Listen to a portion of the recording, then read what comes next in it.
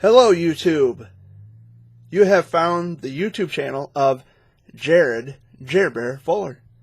How you guys doing? So glad you could join me for another installment of the Sunday video update. I'm flying solo this week for Sunday, October 20th, 2019. I hope you've all had a wonderful week. My week was alright, I guess.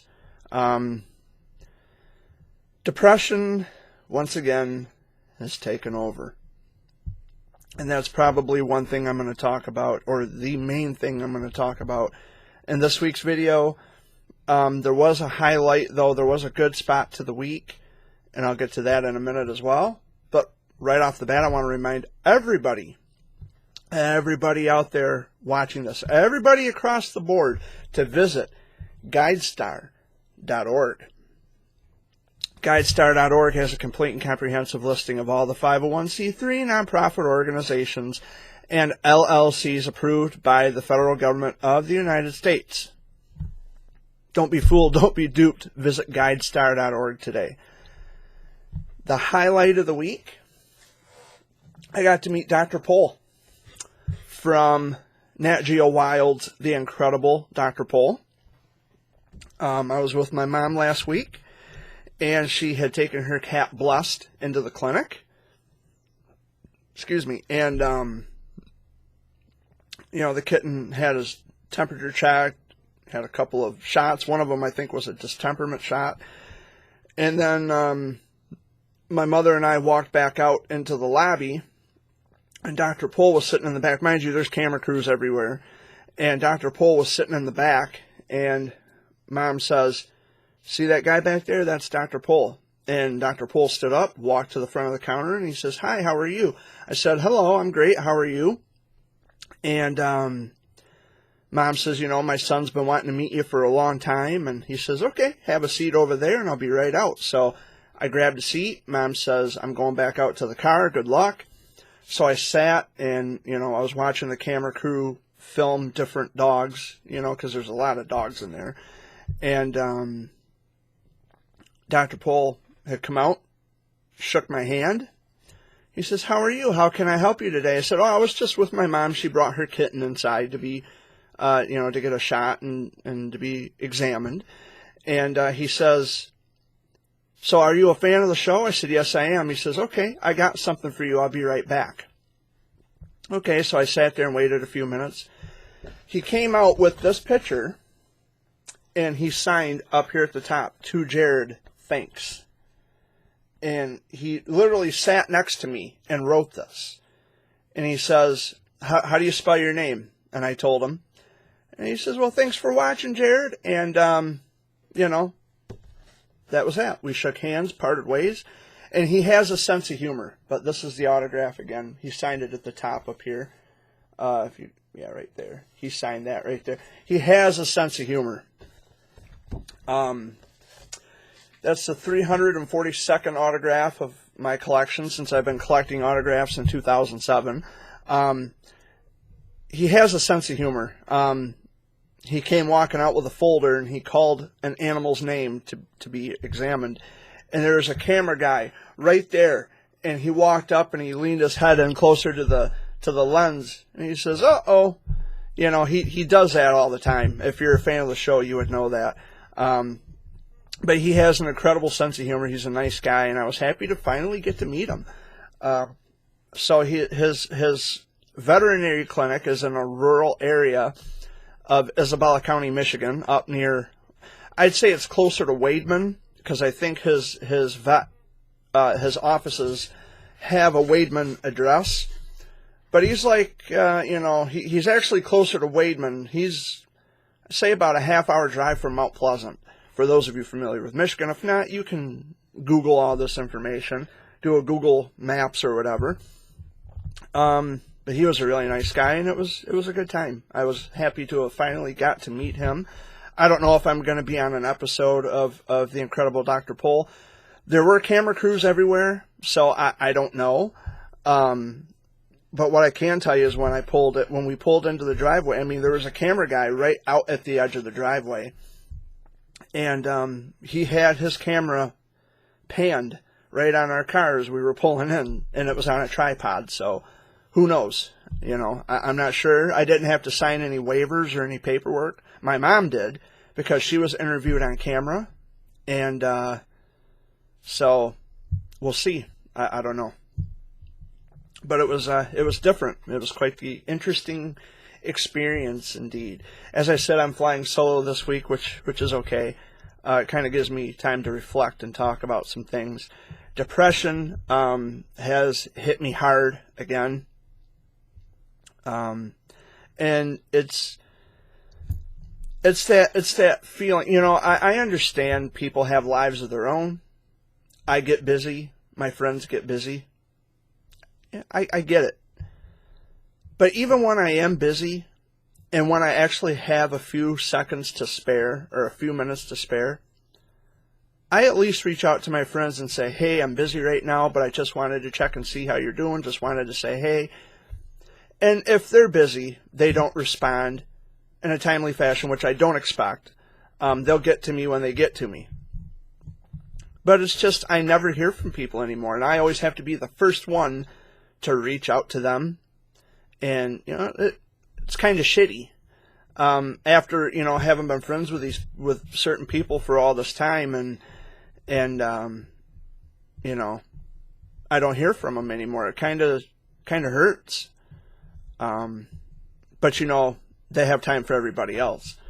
But me, I don't know. Maybe I'm just too much to handle for most people. I don't know.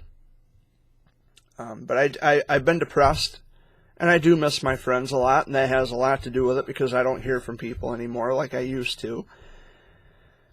And, you know, I feel like I'm not good enough. And it sucks, because at one point, you know, there was a time when everybody knew me for a good reason, and I spoke truth. And I still speak truth, which is potentially why a lot of people have broken off contact, because I speak truth all the time, every time. I haven't strayed from that, and I'm not about to start straying from that. And you know, like I said, I understand people get busy. It's hard to be a grown-up. It really is. Adult friendships are difficult. And while I get busy a lot, my friends are always busy, I still take the time to reach out. And it's like, you can't take 5 or 10 minutes out of your day just to find it in your heart to say, hey, Jared, how you doing? Or, you know, we miss talking to you. Or, you know, something, anything would be nice. I don't get that. And usually I have to be the first one to reach out to people, which also kind of sucks. Because people know how to get in touch with me. They just don't. And could it be because I do the Sunday video updates and I talk about my life or what I've been up to? Maybe. Because then if I talk about it openly and publicly like I am now, then we have nothing else to talk about. But even still, I enjoy hearing from my friends, you know. And they say, oh, I heard that you did this or did this or did that. Yes, I did. And, you know, we ask questions, we converse about that. And it's like, cool, you know, I enjoy this. I love conversation. And recently, you know, just recently, a very sweet and dear friend of mine, I don't know if she watches my videos, but a very sweet and dear friend of mine who shall remain nameless, we have disagreements on a lot of things, but we're still friends, you know, and that's the way it should be. I can break bread with anybody. We don't have to agree on everything, and we can still love each other and still be friends. And I think we've got some disagreements, you know, this very sweet friend of mine, and, you know, we have some disagreements, but we're still friends. And she says, well, I think, and it's a woman, by the way, she says, I think we should just stop talking about this because it could turn ugly.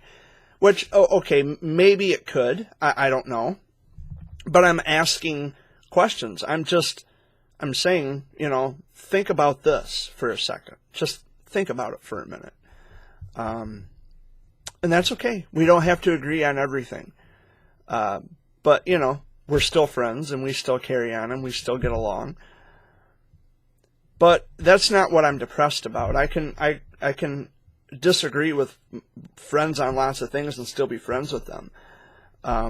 That is still alive and well, if you can believe that you can disagree and not want to kill each other. It's just a depression thing, you know. When I'm not busy, I'm in my bedroom. I'm just staring at the walls, thinking about things. Sometimes I get teary-eyed. Just like yesterday, I went grocery shopping. And I was walking around looking for the things I needed because I made taco salad last night. And I was looking for the ingredients.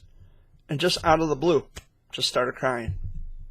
It's like, what the fuck is going on? I'm wiping tears from my eyes. It's like, why is this happening now? I'm in public. I look like a fool. You know, I'm crying in public, and people are just looking at me like, you know, what's wrong with him? It hits me, and it hits hard. And, you know, I think about the things that I've been through in my life leading up to this point, to the person I am today, and why I am the way I am, and why my opinions vary, and my opinions are different from others, which is okay, I think. There's a reason why I'm very outspoken about lots of things, because I've got my own personal trials. You know, I've had a rough life growing up. I think maybe we all have. I can't speak for everybody, but most of the people I know have had it rough growing up. And a lot of people, for better or worse, they know me as a voice for childhood cancer. And that's one of the big players in my life, was childhood cancer, because it affects every inch and every aspect of my life today. And I can't change that. There's nothing I can do to stop it. There's nothing I can do to reverse it. And I'm not allowing myself to become a victim of those afflictions, you know, the after effects from the chemo. I'm not allowing that to happen, but what I'm saying is I've never known a life without it. I don't know what it's like to be able to be in the sun, in the heat, for long periods of time without burning and itching and swelling up like a balloon. I don't know what that's like. I've never had a normal childhood. Like, most of my childhood consisted of clinic visits and getting pokes with needles and you know, ultrasounds, X-ray. My childhood was pretty much eaten up by, you know, examinations, going to clinic all the time. And so I don't have a lot of fond childhood memories, although, you know, I grew up with my cousins, and, you know, this was like 25 years ago. My aunt and uncle and cousins lived in Saginaw, and you could afford to drive back and forth to Saginaw every day. Back then you could, because gas was just so damn cheap 25 years ago. Cheaper than it is today, kids. But I have those memories, but the big moments I remember the most were going back and forth to clinic. You know, I never learned how to ride a bike. And a lot of people don't know that either, and they look at me like, oh, you never learned how to ride a bike? You're 33 years old. You should have learned how to ride a bike. I never learned because of that reason. So I never had a childhood. I had a rough life growing up. And I'm not looking for pity or anything like that. This isn't a pity party. But I'm just openly expressing why, you know, my depression has been hitting me hard lately. It's because I feel all alone. I'm lonely a lot of the time. I sit in my bedroom when you know, Dad and Amy, they can be out here watching TV or doing their thing or visiting with family, friends, whatever. I'm in my bedroom by myself with the door shut. I don't feel like visiting with people. Sometimes I write in my journal, which I did last night a little bit. It seems like it's too much anymore to even want to get out of the house. Like, I don't want to leave home. I just want to stay home. I want to shut my phone off. Although, you know, I want to hear from people, but it's like, you know, screw this. I just don't care anymore. I just want to shut my phone off. I want to shut the world out for a while and just relax and enjoy the time I have by myself, or cry it out, or do something to relieve myself, to feel better and get over this problem. And a lot of it too, it always comes back to the fact that people have lied about me and gossiped about me in the worst way, saying I've said and done things that I've never said and done, and they're pinning this on me like it's actually true, and they're going around telling everybody about me, and, well, Jared's, and that's why I hate Facebook. That's why I've come to hate Facebook so much, because people are doing this, and, Facebook is a free-for-all. You can do and say anything on there, and there's no consequences, there's no repercussions. You can lie about anybody and everybody, and that's okay. And you have just as many stupid people, and maybe I shouldn't say stupid people, but if you're going to believe something for no good reason, that's pretty damn stupid, according to my estimation. There's no due diligence, there's no, let's ask the other guy, let's get the other side of the story and not just run with the first thing we hear. There's a lot of that kind of ignorance flourishing on social media. That's why I'm glad I'm not there anymore. I don't have to see it. But I do get messages every so often. And particularly from people that I don't hear from on a regular basis. They'll text me and say, oh, they're starting in again. The haters are. It's like, I never hear from you unless it's you playing a messenger. I want to hear from you. You're supposed to be my friend, which I don't even know about that now. But it's like I never hear from you until you have something to say about, oh, people are talking shit about you again. I can't stop them. But, and the thing that bothers me the most, I think, and it's not, it bothers me that people would come up with such heinous crap about me anyway. I still don't know who's coming up with the rumors, and they're never going to come forward. But it's like, at the same time, I would expect people to be a little more wiser, a little more smarter in their approaches to gossip and rumors, and not just believe, just immediately believe what they are told the very minute they see it. People aren't, they're not privy to that. They're not there. And I'm not trying to sound insulting, but their actions kind of do. They're speaking for them. I've even told people, I don't know how many times, numerous times, I've told people, look, I wouldn't care if 1,000 people came to me and said something awful about you. I would have to see proof. I would have to see some kind of evidence suggesting. And then if they showed evidence of you actually saying something or doing something, until such time, I don't believe them, because it's just talk. It's hearsay. And it bothers me that so many people they're ignorant. They just don't care about a person's reputation. You don't have to like somebody, and that's fine. You don't have to like me for whatever the reason, but it's another thing. It's another issue when you're actually going to come up. You're going to foster a disgusting, dirty lie and spread it to people as if it's factual. Oh, and by the way, we don't have to show proof or evidence of this. We're just going to say it. And it's depressing to me that the people that I thought I had, I had a great respect for, and I thought they respected me, it turns out a lot of them never cared. They just go by what they're told. And, oh, I've heard a lot of disgusting, I don't give a fuck what you heard. I really don't care what you heard about me. What you heard and what's actually true are two different things. And as soon as that clicks in your mind, as soon as you're smart enough to realize that, then you come back to me. You can email me and say, hey, Jared, I made a mistake. You're right. I'm sorry. But admitting defeat or admitting that you're wrong, admitting that you can't learn anything new because you just know everything at the snap of a finger, is pure ego, it's narcissism, and it's bullshit. And it's that kind of egoistic, narcissistic bullshit that depresses me, because I expected better from people. I'm not saying I'm perfect. I'm not saying that I have high standards, but I would expect people to, they think they're smart, but yet they dismiss rational discourse. And, it's really not a smart move. Anybody can tell me anything they want about somebody else. I would actually have to see evidence of that.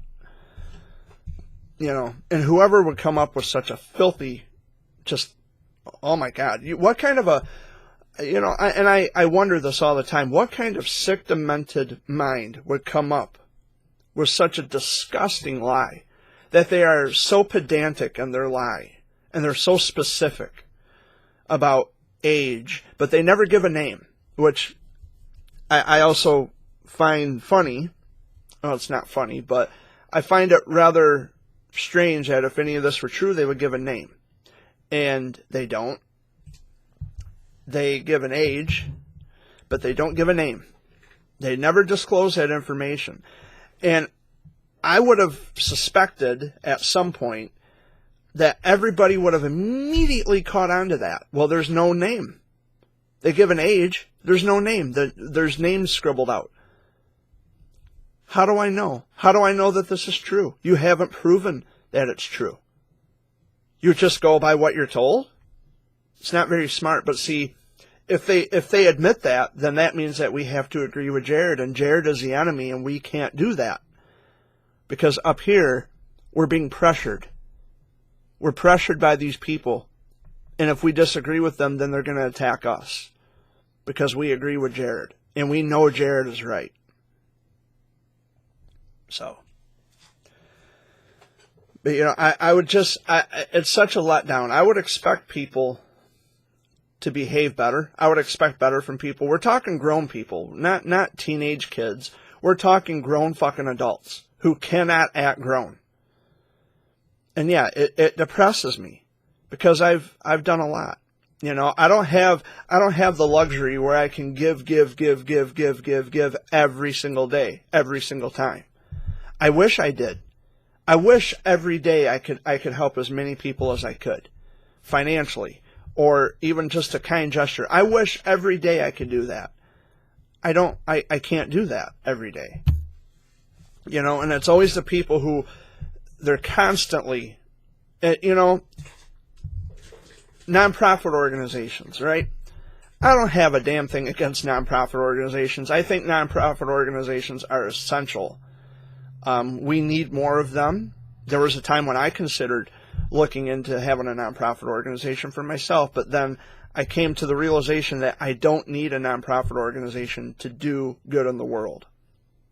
Nonprofit organizations are basically meant to help large swaths of people at a time, which is what those are intended for.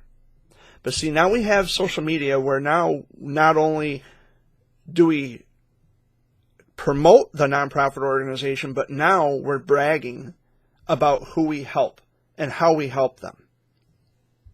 And it's in poor taste. If I had a nonprofit organization, I would say, please make a donation. This is my nonprofit organization. This is what I do to help people. Please help. But I'm not going to wave checks in the air. I'm not going to take pictures of checks and put them on social media to brag about, all this money that I raised. Well, you know what? It's not your money. It was their money that they had given to you. Well, then I guess it would be the foundation's money or the nonprofit organization's money, not yours. And it's just, people, see, the thing is, people can't handle the truth of things. They cannot, they don't like to be told things that will upset them, which is the truth. They don't like truth. And they look at this as, Jared is just jealous because he can't. Jared is, he'll attack anything because he didn't think of it first or whatever. It's always something like that. It's not that at all.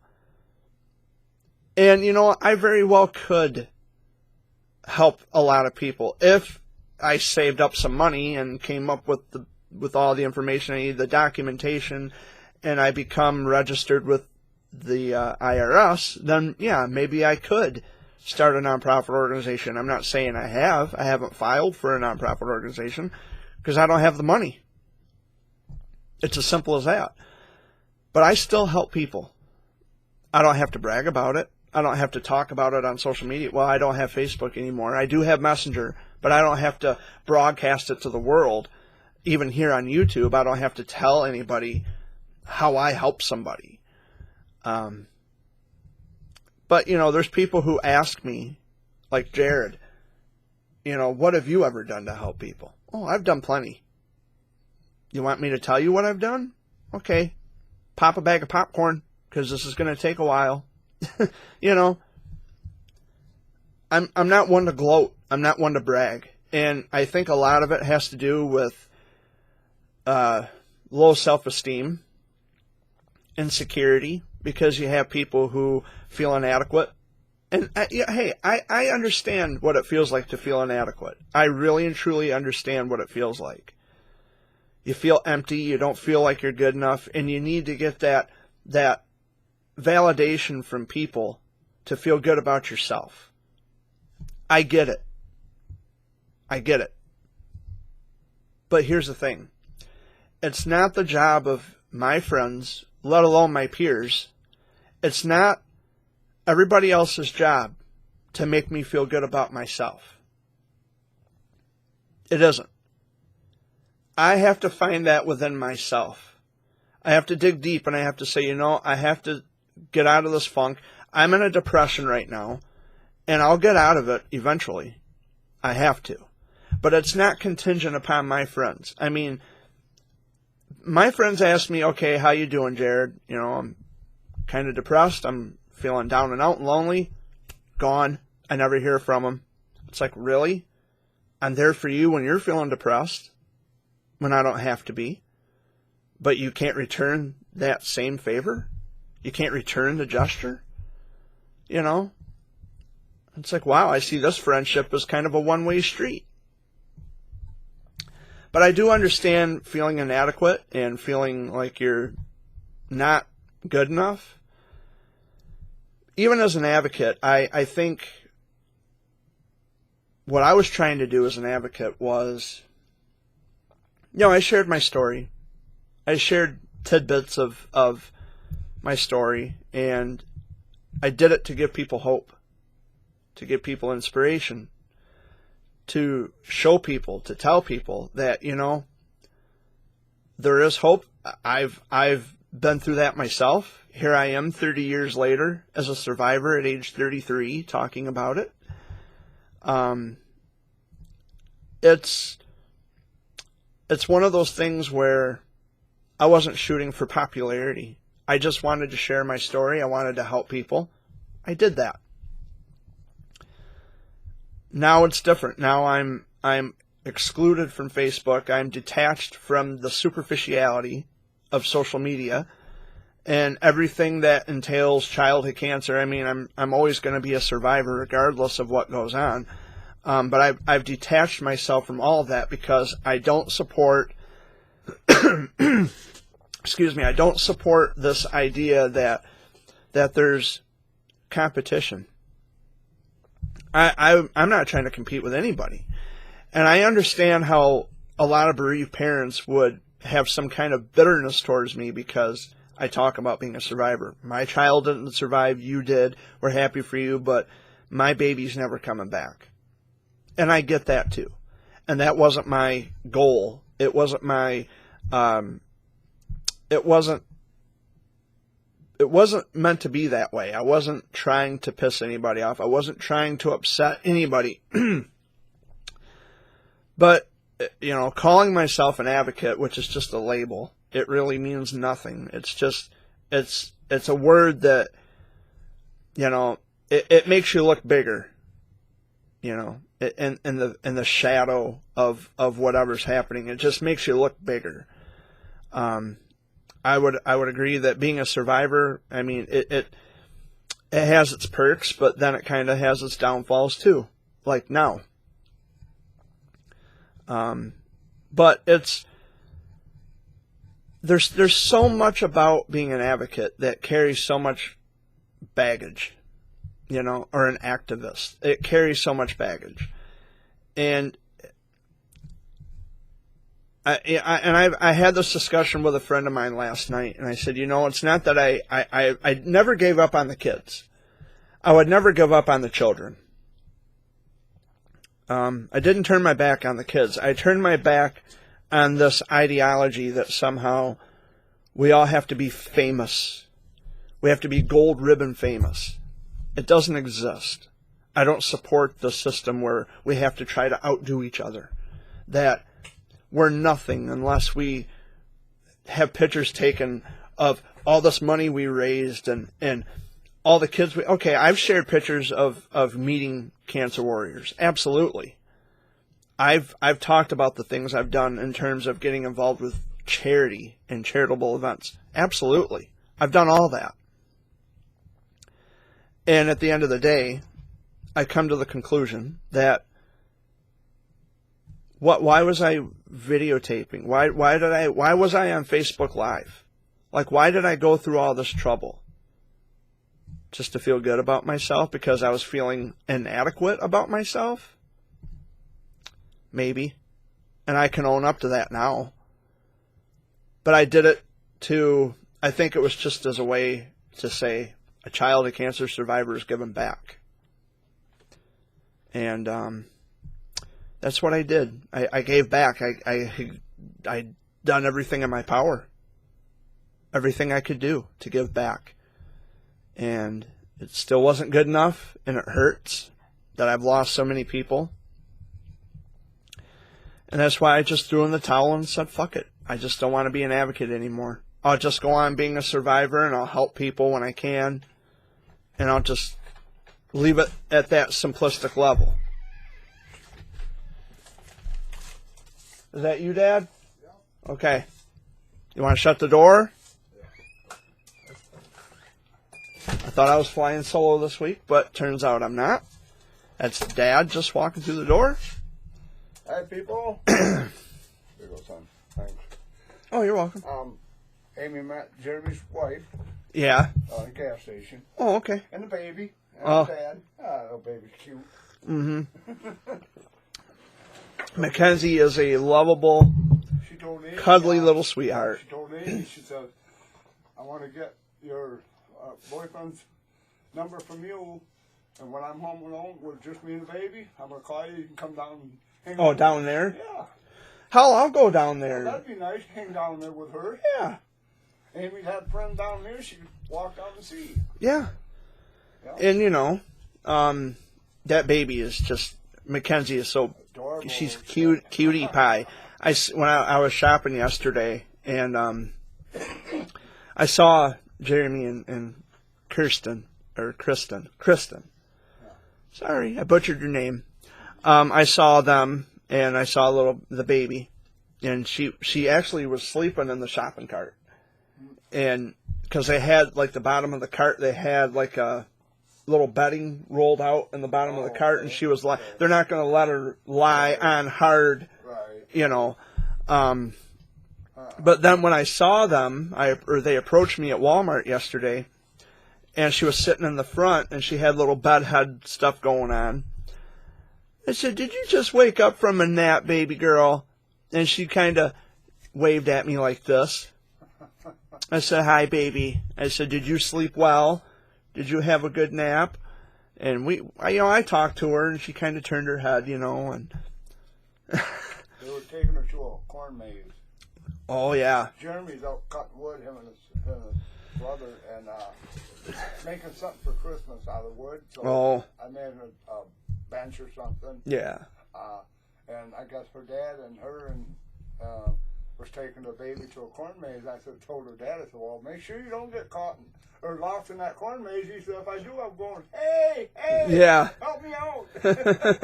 Yeah, they're really nice people. Yeah, they're down to earth people like us. Yeah. And that baby, I tell Mackenzie all the time, so I said, you're like one of the best neighbors that I've ever had in my life. Just a little baby. I said, you're one of the best neighbors and the cutest neighbors. And that night that we seen him at the bar, she was spitting raspberry at me. She was sitting on the bar and spitting raspberry at me. I said, your name isn't Archie Bunker. Why are you doing that? But I said, anybody else, if a guy or if a grown-up did that to me, I'd be pissed. But because you're a baby, it's cute. Yeah, I can't get mad. She told Amy when I was sitting there, she said, yeah, I'll get the number from Jeremy, and I'm home alone, or if I'm home and me and the baby, come on down. I'll base you down, we'll, hang out. Yeah. Oh, that'd be nice. Yeah, she had somebody to talk to in the area. Yeah. Because she don't know nobody in this area, Yeah. So, that'd be nice. But I've just been kind of talking about things here. Yeah. Going through depression again. A lot of things going on.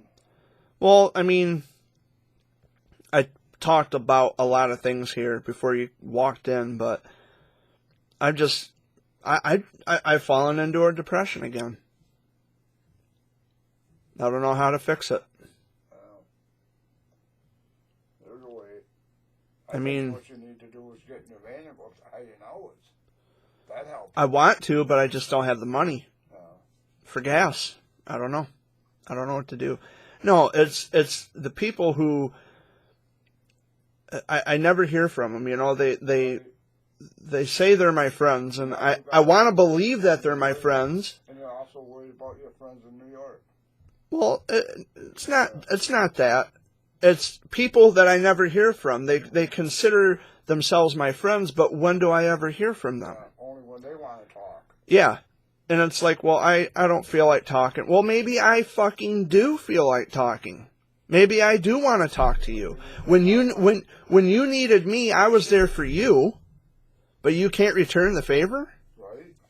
Yeah. It's kind of shitty, It is. And it's everything else going on. It's like I'm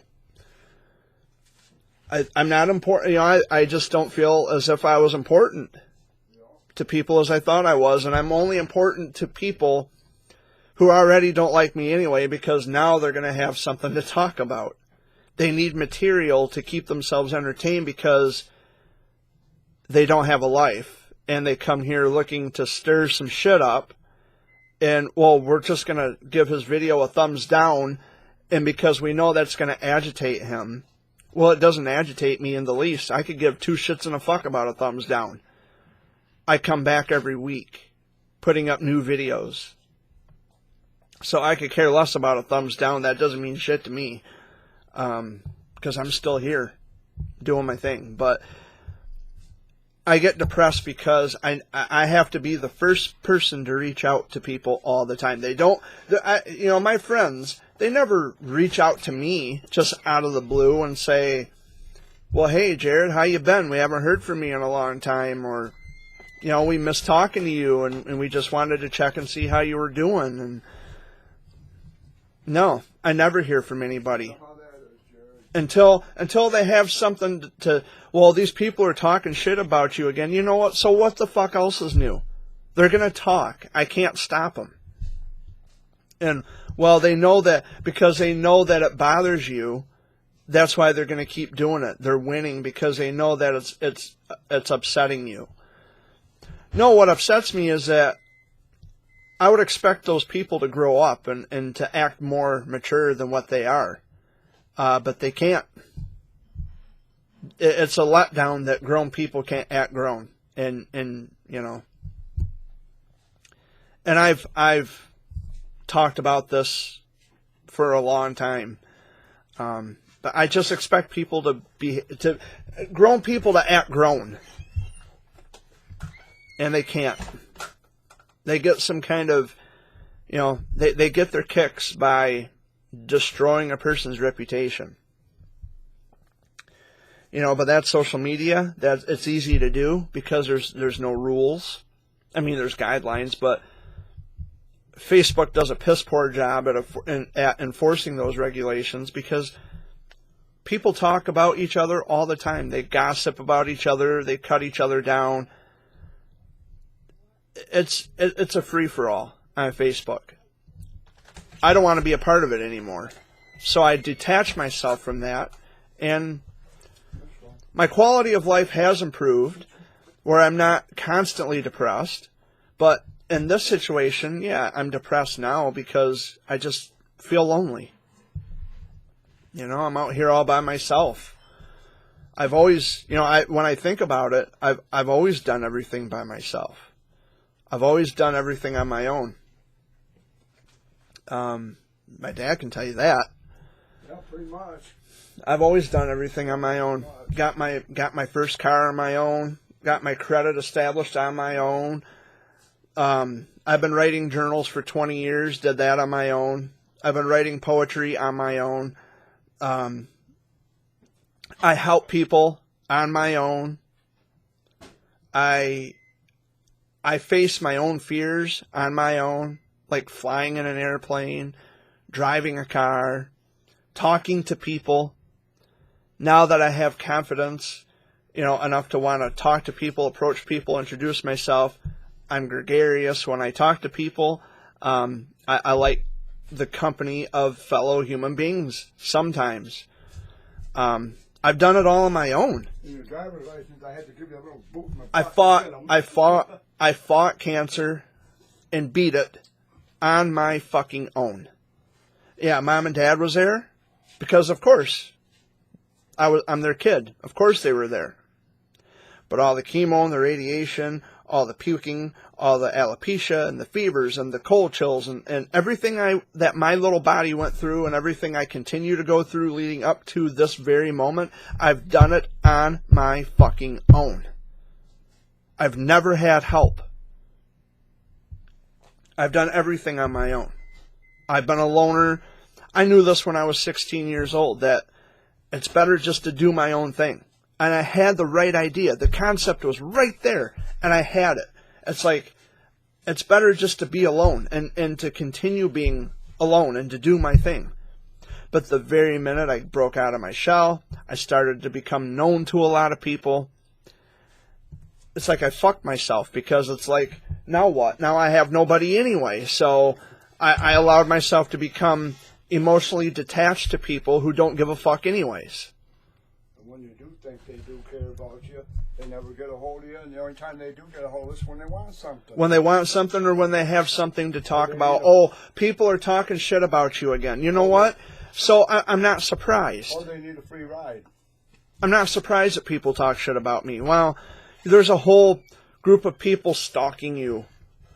Well, here I am on YouTube in a public video every week. I come to you with a new video telling you about my life, or at least delving into some specific parts of my life. It's like I don't mind being a loner. But, you know, at times I would like to hear from some of my friends, from somebody. I have to always reach out to everybody else. Nobody reaches out to me. And if they do, it's on a very rare occasion. But anyway, it's it's depressing to me that you know, I've never hurt anybody in my life. I've never, you know, the things that they said I've done, I've never done. I've never done. And it blows me away how people are so ignorant. And they are so quick to believe everything they're told. I don't get it. I don't get it.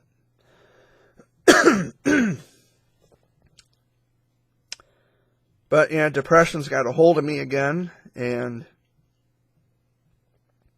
I know everybody else has got their problems, and I get that too. That's why I keep to myself a lot.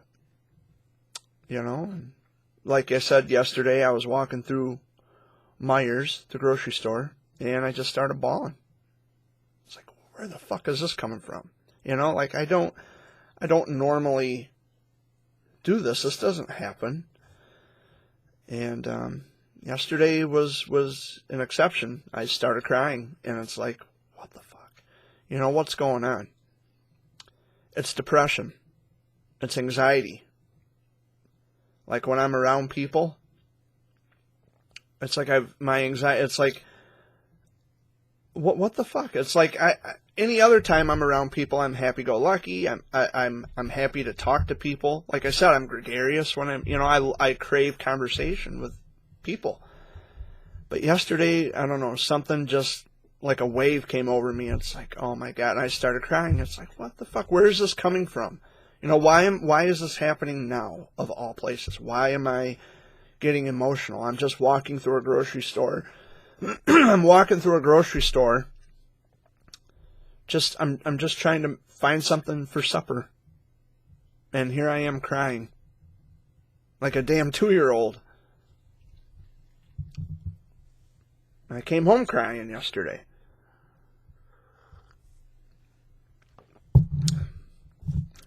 I know depression's got me because I don't normally cry in public. Not like that. I just get to thinking about things, and I miss my friends, I miss people, I miss my family, I miss everybody. I miss the way things used to be. I really and truly miss the way things used to be.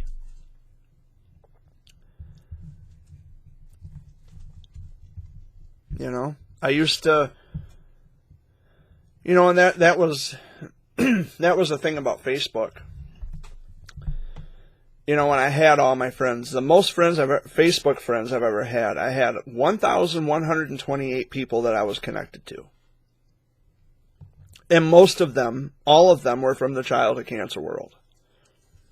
Cool. You know, I enjoyed it, and I love talking to people. But then, you know, when I exposed, you know, and they say, well, you exposed to fraud, so you kind of shot yourself in the foot when you exposed to fraud. No, I didn't. No, I didn't. I was doing it for people in the childhood cancer world. I was doing it for you. A lot of people caught on, and because I stopped talking, and a lot of people, I had given people the opportunity to look for themselves and to find out the truth of things, and they did, and they made their own decisions. They followed the evidence, which they should have done, and they were smart for doing it. But now it turned into Jared is a creep, and Jared is a pervert, and Jared writes sex poems, and no, I don't. No, I don't. That's why my poetry is always made public. I make the videos here on my channel. And there's no sexual innuendo in any of my poetry, especially for kids. Why would I write something like that about a child? I just don't. I never have, and I never would, and I never will. I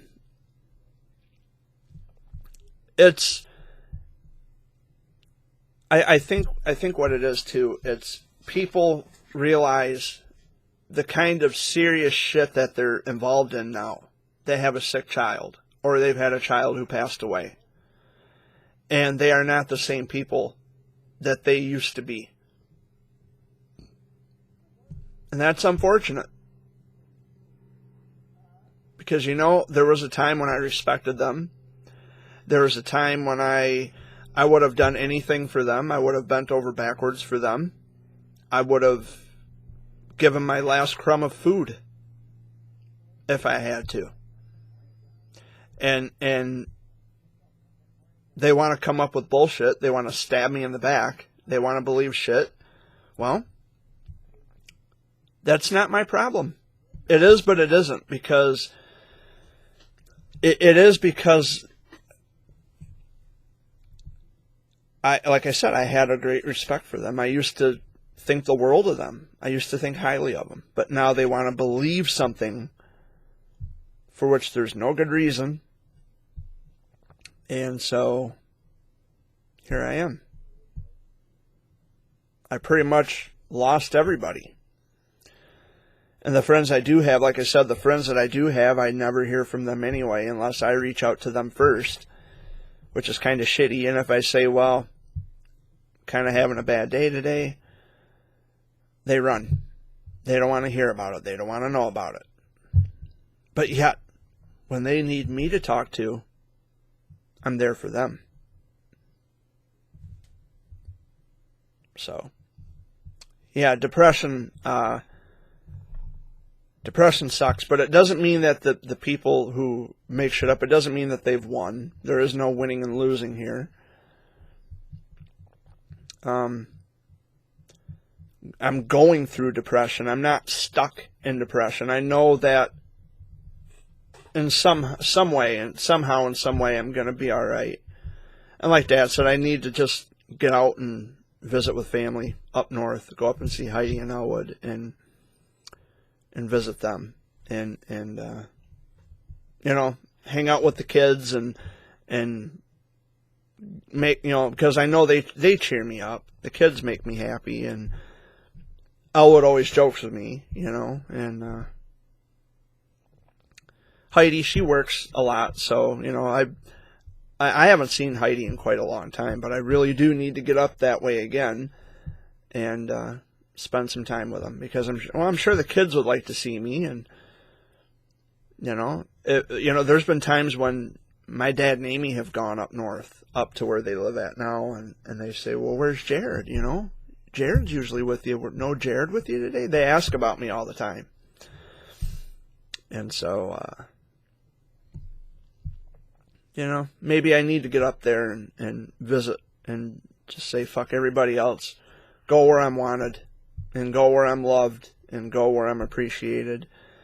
And, you know, it won't be a total waste to actually be around people who love you and care about you, and people who actually know better. People who are fucking grown enough to understand that, you know, it's all fun and games until someone has enough, or until someone really gets hurt.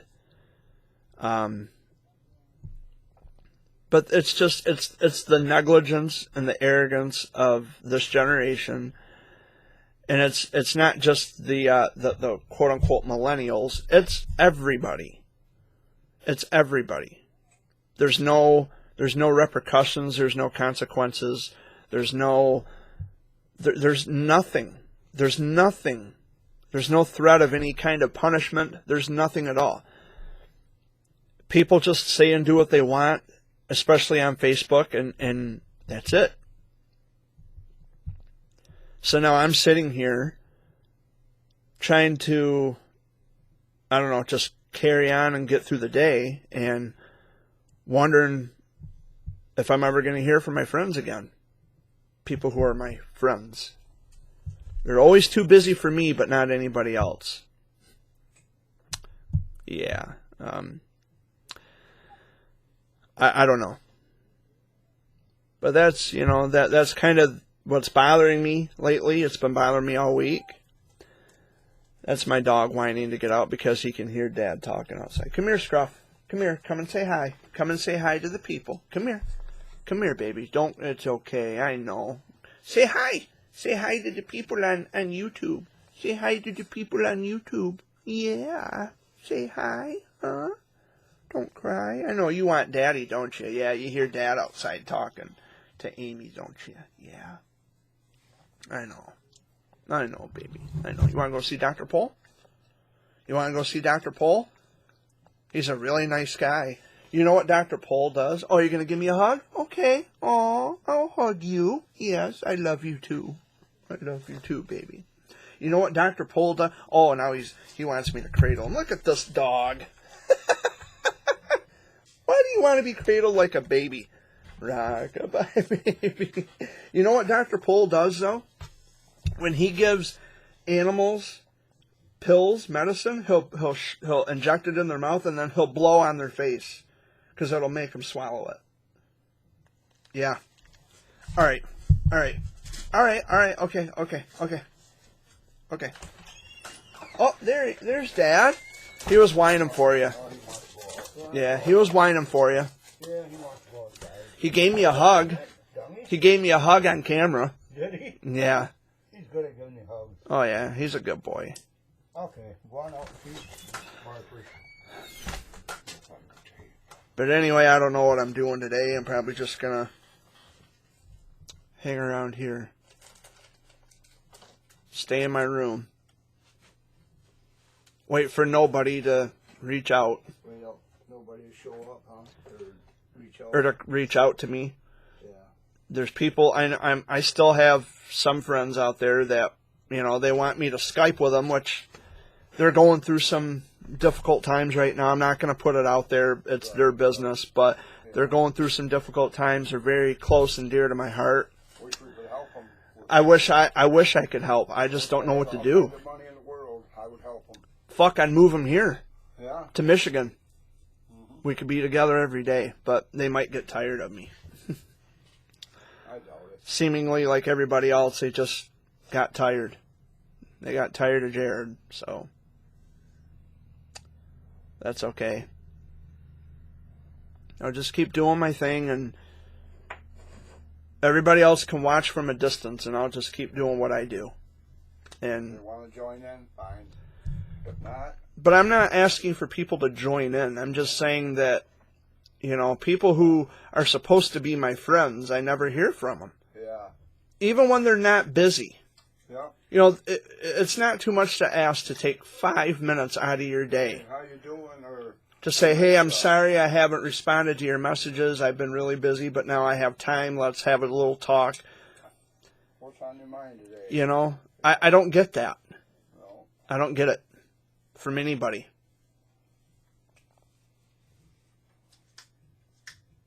It's shitty, Yeah. you know? The shitty world we live in. You know, and this Don't want to communicate no more. That's the problem. this cliche that, you know, people say to me all the time, well, you know, Jared, life isn't fair. No, I agree. Life is not fair when it comes to things that you can't control. Yes, life is not fair. But But when it comes to ignorance and stupidity, that's just a cop-out. Oh, well, life isn't fair, not everybody's going to like you. I don't fucking care. That's not, you know, it's the things that you can control, the things that are within our control, and we do nothing about. That's when people irritate me with this, well, that's life, you know, life isn't fair bullshit. No, I agree, life isn't fair. But when it comes to the things you can control and change, you should. then when you reach out to people and they don't want to reach out to you, well, there's something wrong with that picture. No, what's wrong with that picture is you have people who believe everything they're told. Yeah, exactly. They believe everything that's told to them, and then there's not even going to come to the main source. It's like, you know, why don't you come to me and ask me something? Exactly. Ask me questions. But they don't. They just believe.